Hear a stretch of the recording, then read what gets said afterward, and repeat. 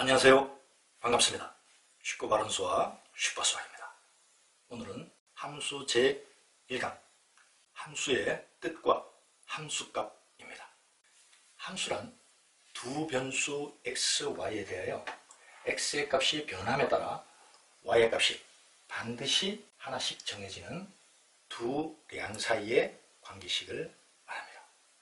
요 변수라는 뜻은 임의의 값으로 정해지지 않은 변하는 수를 나타낸 문자를 얘기합니다. 보통 미지수 또는 변수는 x, y로 많이 표시를 합니다. 두 변수 x, y에 대하여 x의 값이 변함에 따라 y의 값이 반드시 정해져야 되고 그리고 하나씩 정해져야 됩니다. 반드시 정해지긴 하는데 하나가 아닌 둘 이상이 정해진다든가 아니면 하나씩 정해지긴 하는데 정해지지 않는 값이 있다든가 그런 경우는 함수가 아닙니다. 또 이 두 값을 얘기하는데요. 두 량 사이의 대응관계다. 이 대응관계라고 하는 수학적 용어의 개념과 정의도 잘 알아야 됩니다. 어떤 값에 대하여 어떤 값을 짝짓는 것을 대응관계라고 합니다. 초등학교 처음 들어가면 수학 혹은 익힌 책에 학교 운동장의 그림이 나타납니다. 그때 선생님이 이럽니다. 우리 친구들이 몇 명이죠? 2명이요. 2명은 숫자 2. 나비가 몇 마리 날아다니죠? 5마리요. 5마리는 숫자 5. 사물의 개수와 수를 짝짓는 것, 즉 대응관계를 나타내는 겁니다. 함수란 무엇인가에 대한 정의를 정확하게 알고 외워야 됩니다. 외운다는 생각으로 다시 한번 봅니다. 두 변수 x, y에 대하여 x의 값이 변함에 따라 y의 값이 반드시 하나씩 정해지는 두 양 사이의 대응관계다. 조금 더 대응관계에 대해서 쉽게 생각하자면 이런 그림을 초등학교 1학년 때부터 봤을 겁니다. 이 상자의 성질을 나타냅니다. 예를 들어서 플러스 3 하면 1이 들어가면 4가 되고 2가 들어가면 5가 되고 기억나죠? 초등학교 1학년 때는 이 상자의 기능, 뜻만 배우지만 이 상자의 이름이 바로 함수 상자입니다. 또는 함수기계, 함수기 또한 지금은 초등학교 달리 들어가는 값 변수, 나오는 값 변수 이렇게 변수로 표현을 하는 겁니다.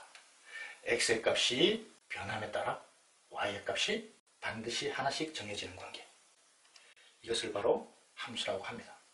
또한 두 변수 중에 이 x를 독립변수라고 합니다. 독립변수. 이 y를 종속변수라고 합니다.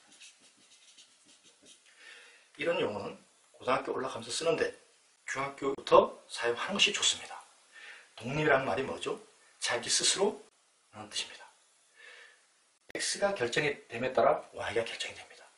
y를 알면 들어가는 값, x의 값, 독립변수가 뭔지를 알 수도 있지만 방향은 정해져 있습니다. 마치 우리가 음식을 먹고 그것을 소화해서 배출하는 과정까지 우리의 몸도 함수적 구조를 가지고 있습니다. 이 함수를 x에 대한 함수 y라고 표현하고 그것을 y는 fx로 나타냅니다. 이것이 바로 수학적 기호 또는 수식입니다. 영어로는 함수를 펑션이라고 나타냅니다. 그래서 그 머리 글자를 사용해서 함수를 f로 표현하는 겁니다. 매우 중요한 내용이니만큼 정확하게 이해하고 암기되어야 됩니다. 문제 살펴보겠습니다. 문제 1번 y가 x에 대한 함수인 것을 모두 고르시오. 다시 한번 함수란 무엇이다? 두 변수 x, y에 대하여 x의 값이 변함에 따라 y의 값이 반드시 하나씩 정해지는 두 양 사이의 대응관계다. 그것을 생각하면서 확인합니다. x가 정해지면 y 값이 정해지니 함수 x의 값이 정해지면 y의 값도 정해집니다. x가 1이면 y는 8, x가 2면 4, x가 3이면 y는 3분의 8, x가 4면 y는 2 이렇게 정해지니 함수. 이 비례식이 의미하는 것은 2y는 3x죠? 역시 함수. y는 절대값 x. 이 역시 어떤 값이 들어가든 y 값도 하나로 결정이 되겠죠? 5번. 자연수 x의 소인수의 개수. 어떤 자연수를 소인수 분해했을 때 소인수는 정해지게 돼 있어요. 따라서 y값도 반드시 하나씩 정해지게 됩니다. 6번. x와 서로 소인 자연수. 소인수의 개수라고 하면 몰라도 소인수 그러면은 다른 얘기가 됩니다. 예를 들어서 x가 2라면 서로 소인 자연수는 3도 있을 수 있고 5도 될 수 있고 7도 될 수 있고 정해지기 어렵습니다. 하나씩 대응되는 것이 아니죠. 둘 이상의 대응이 얼마든지 있을 수 있기 때문에 함수적 구조가 아닙니다. 7번. 어떤 수 x에 대하여 가장 가까운 정수. 수직선을 생각하면서 이해하면 됩니다. 대부분의 수라면 가까운 정수가 하나로 나타날 거예요. 그러나 정수와 정수 정가운데 있는 수, 즉 0.5라든가 1.5라든가 2.5라든가 마이너스 1.5라든가 이런 수는 가장 가까운 정수가 양쪽에 두 개가 존재할 수 있겠죠. 그래서 그런 경우 때문에 함수가 아닙니다. 8번. 한 변의 길이가 x인 정사각형의 둘레 ycm. 정사각형이니 한 변의 길이를 4배하면 되겠죠. 그래서 이 식은 y는 4x가 될 겁니다. 그러면 x의 값이 변함에 따라 y 값이 반드시 하나씩 정해지는 함수적 구조입니다. 함수적 구조를 또는 함수의 정의를 생각할 때 언제나 핵심은 반드시 하나가 정해지는 대응관계다. 이것을 기억해야 됩니다. 그렇다면 함수값을 공부해 보도록 하겠습니다. 함수값이란 함수 y는 fx에서 x의 값에 따라 하나씩 정해지는 y의 값, 그것을 함수값이라고 합니다. 그래서 보통 이 함수값 f의 의미가 x는 a일 때의 y의 값 또는 x는 a일 때의 함수값 다 같은 얘기입니다. 또 함수 fx에서 x 대신에 a를 대입하여 얻은 값, 정의에서 반드시 하나씩 정해지는 이 y의 값을 함수값이다. 문제를 보면 금방 이해할 수 있습니다. 문제 2번. 함수 fx가 2x 플러스 3인데 f-1, f0, f2분의 3을 구해서 이 둘은 더하고 이 값은 빼라. 그 얘기겠죠? 구해봅니다. f-1이라는 의미가 뭐라 그랬죠? x가 마이너스 1일 때의 함수값. 그렇다면 여기도 마이너스 1, 여기도 마이너스 1. 이렇게 대입하면 f-1은 1, 이 값은 1이 되겠죠.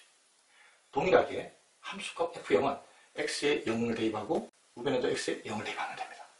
그럼 3이 되겠죠? 이것은 더해라.